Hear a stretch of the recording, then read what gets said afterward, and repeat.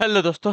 Good morning, नमस्कार। आप सभी का स्वागत है आप सभी के अपने यूट्यूब चैनल परीक्षा की शिक्षा में। उम्मीद करता हूँ, आशा करता हूँ कि आप सभी जो है स्वस्थ होंगे, कुशल मंगल होंगे, तैयारी जो है अच्छे और बढ़िया तरीके से अपनी कर रहे हैं। तो जो भी क्लास में फर्स्ट टाइम आए हैं, पहली बार आए हैं, नए हैं, उन सभी को बता दें हमारे चैनल पर आपकी जो है बीएड इंट्रेंस एग्जाम 2026 की आपकी तैयारी चलते हुए स्टार्ट हो गई है डेली बेसिस पे।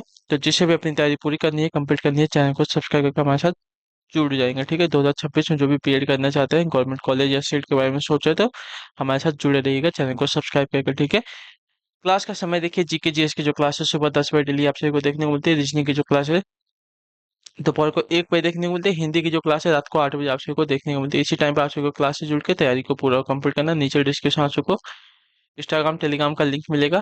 परीक्षा की शिक्षा नाम का हमें इंस्टाग्राम पे फॉलो कर लेंगे, टेलीग्राम से को ज्वाइन करेंगे। टेलीग्राम से पर डेली बेसिस पे क्लास का अपडेट, एग्जाम का अपडेट और बाकी सभी जो है अपडेट आप सभी को मिलते रहते हैं। ठीक है, तो चले क्लास स्टार्ट करेंगे। स्टार्ट करने से पहले जिसने अभी तक देखिए क्लास को लाइक नहीं किया लाइक करेंगे, शेयर नहीं किया शेयर करेंगे, और जिसने अभी तक चैनल को सब्सक्राइब नहीं किया सब्सक्राइब कर लेंगे। ठीक है, और आज क्या है, आज है 9 फरवरी। ठीक है, और 10 फरवरी को जो है यूपी बीएड वाले को फॉर्म आने वाला है, तो आप लोग कल तैयार रहिएगा फॉर्म भरने के लिए। ठीक है, चलिए अपना सब डॉक्यूमेंट रेडी रखेंगे सभी लोग। चलिए क्लास स्टार्ट करेंगे बिना किसी देरी के। तो क्लास स्टार्ट का पहला क्वेश्चन दिएगा, पाल वंश के पतन के बाद जो है बंगाल में किस राजवंश ने अपना शासन स्थापित किया था? तो इसका राइट आंसर आपका दिया गया है साथियों, सेन वंश ने। ठीक है, ऑप्शन नंबर जो ए दिया गया आपका राइट आंसर होगा। पाल वंश के पतन के बाद बंगाल में सेन वंश ने अपना प्रभुत्व स्थापित किया। इस वंश की स्थापना जो है सामंत सेन ने राढ़ यानी कि पश्चिम बंगाल में की थी। इस वंश का सबसे प्रतापी शासक जो विजय सेन माना जाता है। ठीक है,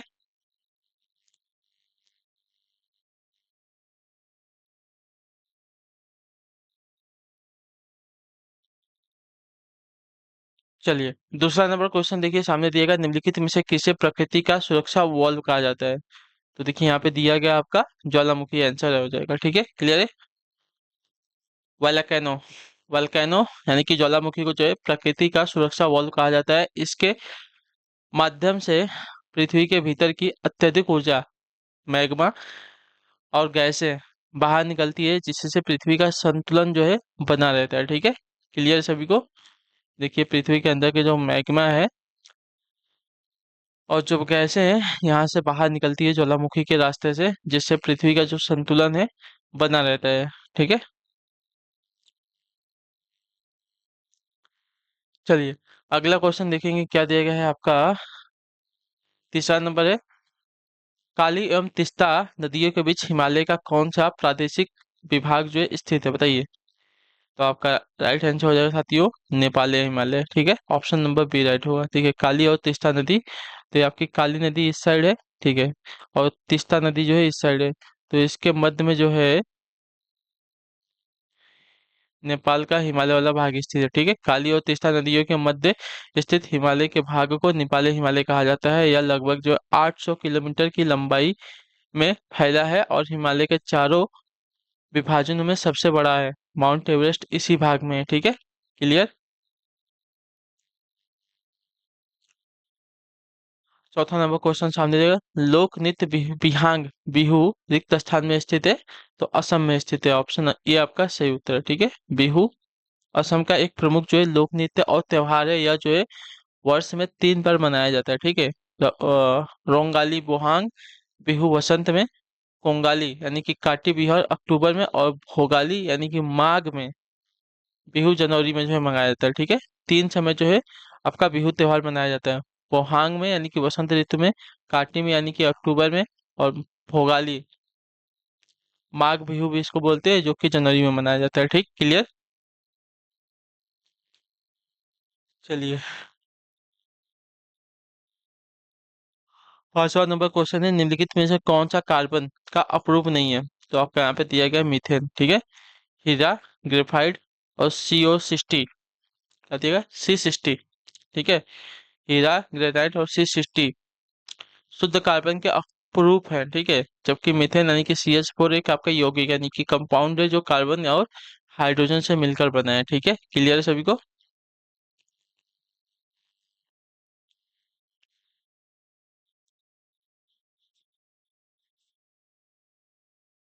छठा नंबर प्रश्न आपके सामने दिया गया है, भारतीय संविधान के धन विधेयक की परिभाषा किस अनुच्छेद में दी गई है? तो अनुच्छेद 110 में दी गई है। ठीक है, क्लियर। भारतीय संविधान के अनुच्छेद 110 में धन विधेयक यानी कि मनी बिल की परिभाषा दी गई है। कोई विधेयक धन विधेयक है या नहीं, इसका अंतिम निर्णय जो है लोकसभा का अध्यक्ष करता है। ठीक, क्लियर। चलिए, सातवां नंबर प्रश्न है, भारत में युद्ध और बाह्य आक्रमण या सशस्त्र विद्रोह के आधार पर जो है किस प्रकार का आपातकाल विद्यमान किया जा सकता है? तो आपका उत्तर दिया गया है राष्ट्रीय आपातकाल। ठीक है, क्लियर सभी को। अनुच्छेद 352 के तहत, 352 के तहत जो है युद्ध हो, बाह्य आक्रमण हो या सशस्त्र विद्रोह होने पर जो है राष्ट्रपति राष्ट्रीय आपातकाल यानी कि नेशनल इमरजेंसी घोषित करते हैं। भारत में अब तक यह जो है 3 बार 1962 में, 1971 में और 1975 में लगाया गया है। ठीक, क्लियर सभी को। याद रखिएगा, 1962 में, 1971 में, 1975 में जो है 3 बार नेशनल इमरजेंसी को लगाया जा चुका है। क्वेश्चन नंबर 8वां है, अचानक किसी गतिविधि के दौरान किसी अम्ल के निर्माण के कारण हमारी मांसपेशियां में बताइए, अचानक किसी गतिविधि के दौरान किस अम्ल के निर्माण के कारण जो है हमारी पेशियों में ऐंठन होती है? तो आपका राइट आंसर होगा एसिटिक अम्ल के कारण। ठीक है, ऑप्शन नंबर जो ए दिया गया आपका राइट आंसर। अत्यधिक शारीरिक व्यायाम के दौरान जो है जब मांसपेशियों को पर्याप्त ऑक्सीजन नहीं मिलती है तो वहां आपका अवायवीय श्वसन एनोर्बिक रिस्पिरेशन होता है जिससे लैक्टिक अम्ल जमा हो जाता है। ऐसा ऐठन आपका लैक्टिक अम्ल के कारण होता है। ठीक, क्लियर सभी को। चलिए, क्वेश्चन नंबर 9 है, भारत में विकसित होने वाला पहला आधुनिक उद्योग कौन सा था? तो आपका उत्तर दिया गया लौह एवं इस्पात उद्योग था। ठीक, क्लियर सभी को। विस्तृत व्याख्या आपका दिया गया यानी कि डिटेल एक्सप्लेनेशन दिया गया है कि भारत में आधुनिक भारतीय उद्योगों की शुरुआत मुख्य रूप से लोहा एवं इस्पात उद्योग को मानी जाती है। ठीक है, विशेष रूप से 1970 में और 1907 में जमशेदपुर में टाटा आयरन एवं स्टील कंपनी यानी कि TISCO की स्थापना एक मील का पत्थर है। ठीक है, थी ऐसा माना जाता है। 10वां नंबर है, निम्नलिखित में से अफ्रीका महाद्वीप में कौन सी झील जो है भूमध्य रेखा पर स्थित है? बताइए, निम्नलिखित में से अफ्रीका महाद्वीप में कौन सी झील जो है भूमध्य रेखा पर स्थित है? तो आपका उत्तर दिया गया है साथियों विक्टोरिया झील। ठीक है, विक्टोरिया झील जो है अफ्रीका की सबसे बड़ी झील है और यह जो है भूमध्य रेखा पर स्थित है। यह जो है नील नदी का मुख्य उद्गम स्रोत है और तंजानिया, युगांडा व केन्या के बीच स्थित है। ठीक है, क्लियर। चलिए, किसके किसके बीच स्थित है? तो तंजानिया, युगांडा और केन्या के बीच स्थित है और यह जो है नील नदी का मुख्य उद्गम स्रोत भी माना जाता है। ठीक है, कौन? तो विक्टोरिया झील। चलिए, 11 नंबर प्रश्न है, जोग जलप्रपात किस नदी पर स्थित है? तो आपका राइट आंसर हो जाएगा साथी, यहाँ पे देखिए जोग जलप्रपात आपका सारावती, ठीक है, शरावती नदी पर स्थित है। क्लियर है, जोग जलप्रपात जिसे आपका गरसोप्पा या महात्मा गांधी जलप्रपात भी कहते हैं, कर्नाटक के शिमोगा जिले में शरावती नदी पर स्थित है। यह भारत के सबसे ऊंचे जलप्रपातों में से एक है। ठीक, क्लियर। चलिए, 12 नंबर क्वेश्चन है, फैजी रिक्त स्थान के दरबार में रहते थे। फैजी जो है किसके दरबार में रहते थे? तो आपका उत्तर हो जाएगा अकबर के दरबार में। ठीक, क्लियर सभी को। शेख अबुल फैज शेख अबुल फैज यानी कि फैजी जो है मुगल सम्राट अकबर के नवरत्नों में से एक थे। वे अबुल फजल के बड़े भाई थे। ठीक है, और एक महान फारसी कवि थे। अकबर ने उन्हें अपने दरबार का राजकवि नियुक्त किया था। ठीक है, फैजी को। क्वेश्चन नंबर 13 है, व्यक्तिगत सत्याग्रह आंदोलन के नेता आचार्य विनोबा भावे ने कहाँ से इस आंदोलन का जो है प्रारंभ किया था? देखिए, विनोबा भावे का फोटोग्राफ कैसा था?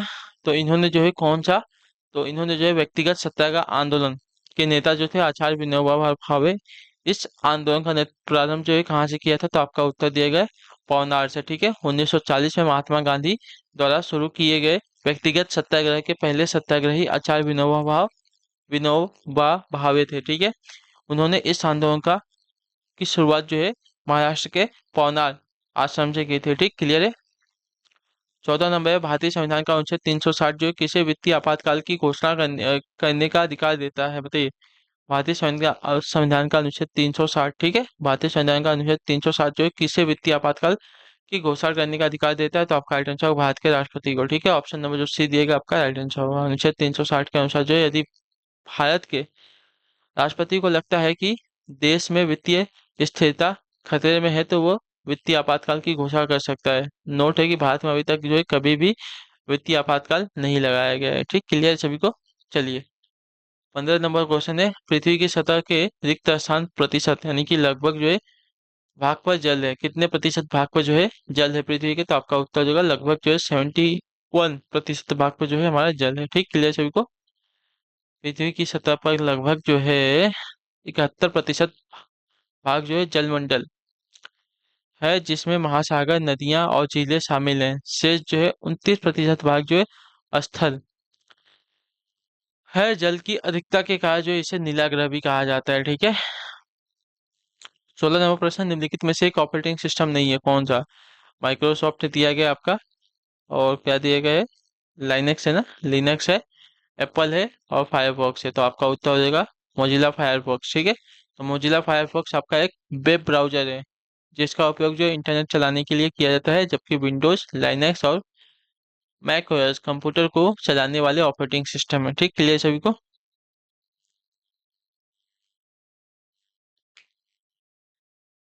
चलिए, 17 नंबर प्रश्न है, निम्नलिखित में से किस प्रदेश में वर्ष भर वर्षा होती है? बताइए, निम्नलिखित में से किस प्रदेश में वर्ष भर जो है वर्षा होती है?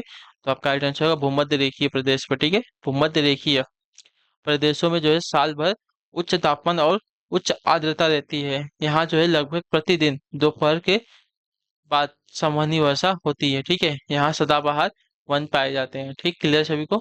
चलिए, क्वेश्चन नंबर आपका 18 नंबर, किस मुगल शासक के शासनकाल में जजिया पुनः लगाया गया था? तो आपका राइट आंसर हो जाएगा औरंगजेब के। ठीक है, ऑप्शन नंबर जो बी दिया गया आपका राइट आंसर होगा। मुगल बादशाह अकबर ने जो है 1564 में जजिया का यानी कि गैर मुसलमानों पर लगने वाला टैक्स जो है समाप्त कर दिया था, लेकिन औरंगजेब ने अपने धार्मिक नीतियों के तहत जो 1679 में इसे जो है पुनः लागू कर दिया था। ठीक, क्लियर है।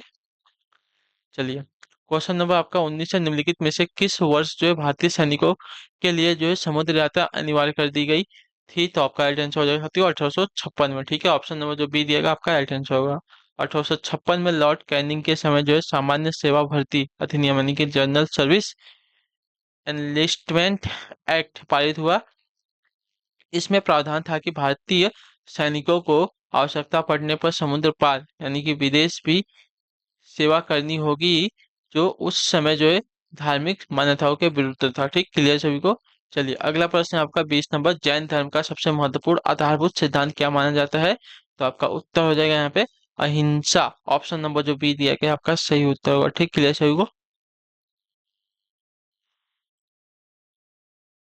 जैन धर्म में 5 महाव्रत हैं, जिसमें अहिंसा सबसे प्रमुख और आधारभूत सिद्धांत है। ठीक है, अहिंसा परमो धर्म जैन धर्म का मूल मंत्र है। ठीक है, जिसका अर्थ है मन, वचन और कर्म से किसी को कष्ट न देना। ठीक है, चलिए, 21 है, 21 नंबर, बागानी कृषि के तहत जो है श्रीलंका में पहली बार किस फसल की खेती की गई थी?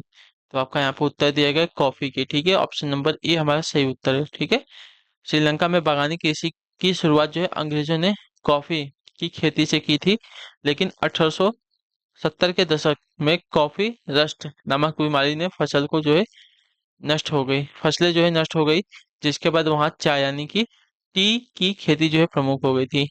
क्लियर सभी को। शुरुआत हुई थी कॉफी की फसल से, लेकिन अभी जो है वहां पे चाय की फसल फसल जो है प्रमुख हो गई है। चलिए, 22 नंबर प्रश्न है, सारनाथ में स्थित रिक्त स्थान स्तूप का निर्माण जो है महान सम्राट मौर्य सम्राट अशोक ने किया था। देखिए क्या देगा, सारनाथ में स्थित रिक्त स्थान स्तूप यानी कि धमेक स्तूप का जो निर्माण है महान मौर्य सम्राट अशोक ने किया था। ठीक है, इतना याद रखेंगे। तो सारनाथ जो है आपका वाराणसी स्थित धमेक स्तूप का निर्माण जो है सम्राट अशोक ने करवाया था। यह एक आपका ठोस बेलनाकार संरचना है, जो कि यहाँ पे आप सभी को दिख रहा है, और उस स्थान को चिन्हित करता है जहाँ भगवान बुद्ध ने अपना प्रथम उपदेश दिया था। ठीक, क्लियर सभी को। चलिए, 23 है, 23 नंबर, निम्नलिखित में से कौन सा तत्व आपका एक्टिनाइट है? बताइए। कौन सा तत्व आपका एक्टिनाइड है? तो आपका राइट आंसर होगा क्यूरियम। ठीक है। आवर्त सारणी में परमाणु संख्या 89 से 103 यानी कि 89 से 103 वाले तत्व आपका एक्टिनाइड कहलाते हैं। क्यूरियम की परमाणु संख्या आपकी 96 है, इसलिए आपका एक्टिनाइड है। बाकी विकल्प आपका लेंथेनाइड श्रेणी के है। ठीक, क्लियर सभी को? चलिए देखिए, एक्टिनाइड आपके जो ये वाले दिए गए हैं ना, क्या बोलते हैं, आवर्त सारणी में नीचे वाले, वही है। ठीक है। चलिए, 24 नंबर है, जब किसी जिस स्थिति में सरकार का व्यय उसके राजस्व से अधिक हो जाता है तो उसे क्या कहा जाता है? तो उसे कहा जाता है आपका बजट घाटा। ठीक है। जब किसी सरकार का कुल खर्च, एक्सपेंडिचर, उसकी कुल प्राप्ति यानी कि रेवेन्यू से अधिक हो जाता है तो इस स्थिति को जो है बजट घाटा कहते हैं। यह सरकार की उधारी की आवश्यकताओं को दर्शाता है। ठीक, क्लियर सभी को? चलिए, यहाँ पे देखिए, आपका राजस्व है यानी कि रेवेन्यू है, मतलब कमाई इतना रहे, और खर्चा जो है व्यय इतना कर रहे हैं। ठीक है, तो ये क्या हो गया, एक तरह से बजट घाटा ही हो गया है। ठीक है। चलिए, आखिरी क्वेश्चन है, 25 नंबर है, संसद के सदनों को बुलाने की शक्ति किसके पास है? तो इसका राइट आंसर होगा राष्ट्रपति के पास। ठीक है। ये हमारा संसद है। ठीक है। तो भारतीय संविधान के अनुच्छेद 85 के तहत जो है भारत के राष्ट्रपति के बाद जो है संसद के दोनों सदनों, लोकसभा और राज्यसभा को बुलाने यानी कि समन और उसका सत्रावसान करने की शक्ति है। ठीक है। क्लियर सभी को? चलिए, तो अपनी तैयारी को और बेहतर बनाएं, और डेली क्विजेस, पीडीएफ्स और एग्जाम अपडेट के लिए हमें ज्वाइन फॉर पीडीएफ्स हमें क्या करेंगे, टेलीग्राम पर करेंगे। ठीक है। और फॉलो फॉर डेली क्विज हमें करेंगे इंस्टाग्राम पर। तो परीक्षा की शिक्षा, इसको स्कैन करेंगे तो हमारा जो है लिंक मिल जाएगा आप सभी को। थैंक यू आप सभी का क्लास से जुड़ने के लिए। आई होप कि आप सभी को जो है क्लास अच्छी लगी, पसंद आई है। तो अपना जो फीडबैक है क्लास का नीचे कमेंट दें। क्लास अच्छी लगी लाइक करके जाएंगे, चैनल पर पहली बार चैनल को सब्सक्राइब करके जाएंगे। हम आप सभी से मिलेंगे आपकी अगली क्लास में। तब तक के लिए